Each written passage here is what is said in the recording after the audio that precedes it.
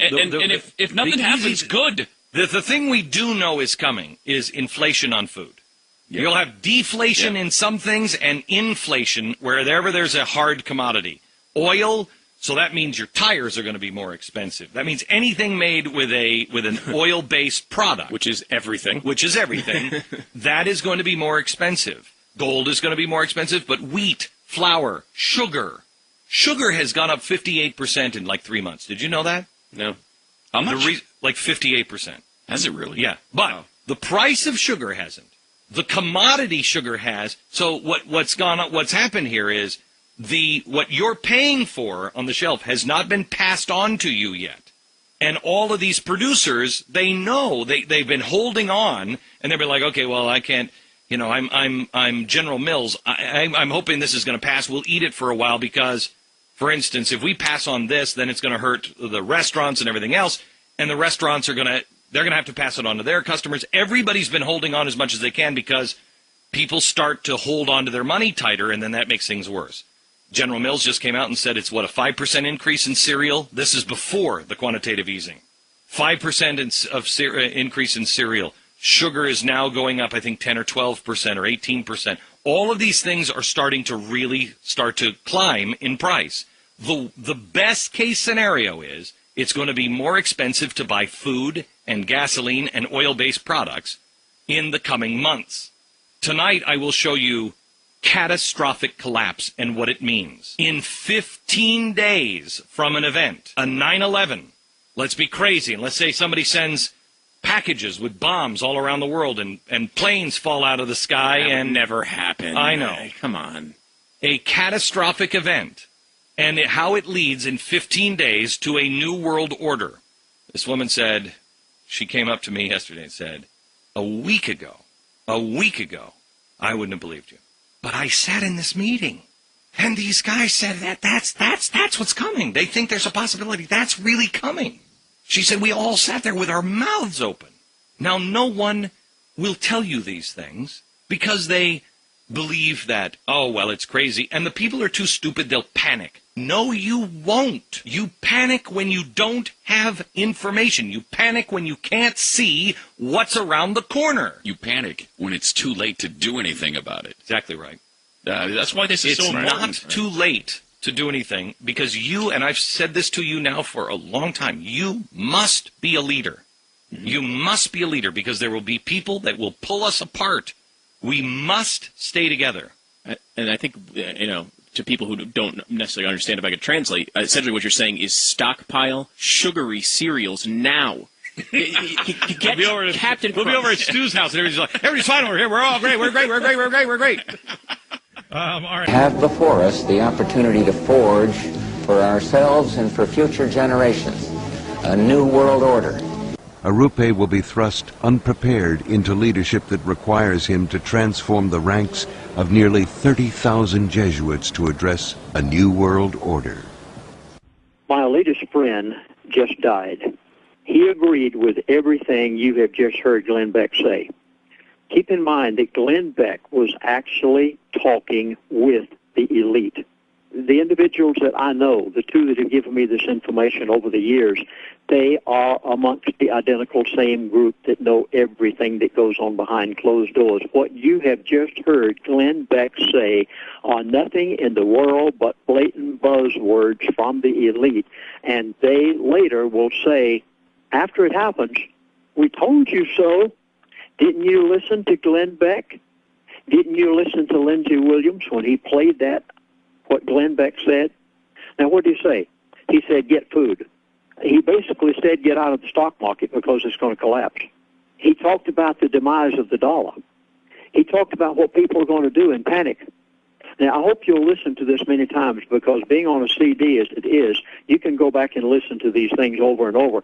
So all I'm trying to say to you is I learned many years ago when I lived with the elite of the world, and in my contact with two of these elite over the past 35 years, I have learned to tune my ear and my brain to understand the buzzwords that the elite are giving.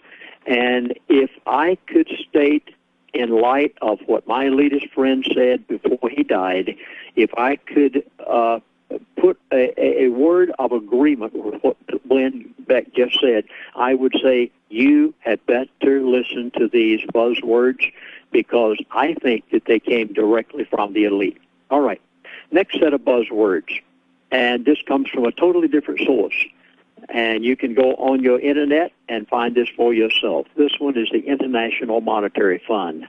Only days ago, the International Monetary Fund, probably the most prestigious financial organization on the face of this earth, came out with the following, and I'm going to read it to you, and there are buzzwords all the way through this.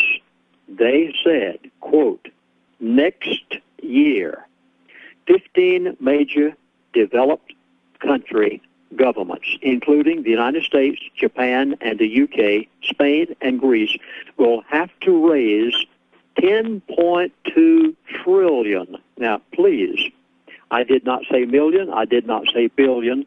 They said $10.2 trillion to repay just the maturing debt, the bonds, to finance their budget deficits. No, not to finance their country's programs, but to finance just the interest on the debt itself. These major nations will have to raise $10.2 trillion just to pay the interest on the debt alone. Do you realize this is a total impossibility? This cannot be done. Now, listen to the rest of the statistic they gave. That's up 7% from this year, and this equals, oh, this is startling, and this is a buzzword. They're trying to tell you what's going to happen. And the quicker you listen and prepare your house, the quicker you'll be ready. They said, International Monetary Fund said this $10.2 trillion that they must raise just to pay the interest on the debt alone equals 27% of their combined annual economic output. Take everything that those countries produce in a given year and combine it together, and you've got to take 27% of the worth of that just to pay the interest on the debt. This is not paying back any debt at all. This is only paying the interest on the debt. It's a total impossibility. It cannot be done. So basically what the International Monetary Fund is saying to you is, folks, it's over. You better get ready. It can't be done. It's an impossibility for anybody to put Humpty Dumpty back together again. So prepare yourself in light of the fact that you've got to have something besides paper in order to survive. Well, I'm going to tell you what that something is later in the course of this, because I'm going to give you all the solutions that they've given to me for me to protect my own household. So you can be protected and not lose any sleep at night. But keep listening, because I want to give you the next buzzwords. The next buzzwords came just a few days ago from the COMEX Silver Exchange. Oh, my goodness, please go on the net and familiarize yourself with what this is, because gold and silver are some of the most important items that you can possibly know about right now. The COMEX Silver Exchange, these are the ones that hold silver on behalf of nations and extremely wealthy individuals. Give them an IOU saying, we have this amount of silver in our vaults to back up the IOU piece of paper that we have sent to you. Are you ready? This one is shattering. The COMEX Silver Exchange admitted just in the last few days that they have on hand 107 million ounces of silver on hand in their vaults. 107 million. Now, do you realize the importance of silver? Silver is so undervalued right now. It's almost unbelievable. And not only that, but silver is an industrial metal. We have to have it in order to produce certain components for industry. So there's a great demand for it. But on hand, the COMEX Silver Exchange, probably the largest in the world, admitted that they have 107 million ounces, but watch this one. I'm pausing here because it's so important, folks. I am telling you what the elitists have told me. I'm begging you to listen to me today. I've never felt so obligated to plead with you to give this CD to every person you know. Now, the COMEX Silver Exchange admitted that they have contractual obligations of 720 million ounces. Now, those contractual obligations are pieces of paper that they have given to nations from China to Russia to Japan to European Union to wealthy individuals and said, we will hold your silver on your behalf, and we're giving you a piece of paper saying that we have it in our vaults, and they have those contractual obligations in the amount of 720 million ounces. Do you realize that the COMEX Silver Exchange is telling you that silver is giving out, that the industrial metal will no longer be there, that they cannot meet their obligations, and whenever they give out a piece of paper saying we have it, they don't have it? 107 million ounces on hand and 720 ounces in contractual obligations. You figure it out, folks. I've got to go to the next one. You're going to have so much to cause you to think after this presentation. I have never felt such an obligation. Okay, let's go to the Federal Reserve. And this was confessed. And I'm going to use the word confession. The Federal Reserve confessed with what they did with $9 trillion of your money. You need to listen to the facts, because they literally gave it away without your permission and without the permission of Congress. At this point, I'm going to play a section explaining exactly what the Federal Reserve did. There really is a plunge protection team. As we all have suspected throughout the decades, which we have pontificated from time to time that and alluded to, that there may possibly be a plunge protection team that could be waving a magic wand throughout the years to help hold Wall Street stocks and insolvent companies together. After a 250 or 90-point day on Wall Street, because, yes, the plunge protection team was buying yesterday because they knew this news was going to break. The financial crisis has stretched even farther across the economy than anybody had realized.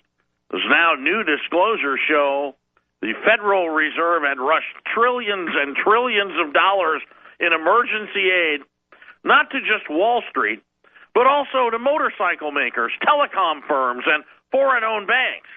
Now, they're holding back $1.885 trillion so far, and they won't say who got it. But I'll tell you, as predicted here, the right-wing wacko extremist tinfoil nation radio, that I can believe that every household name got bailed out that was part of the great American economic illusion and the economic collapse and the day of Armageddon that we had forecasted here for a decade and a half had come to fruition. They're still doing their best to cover up the problems that cannot be fixed in this country. But yet here we are in the season of hope. We all hope that things are getting better.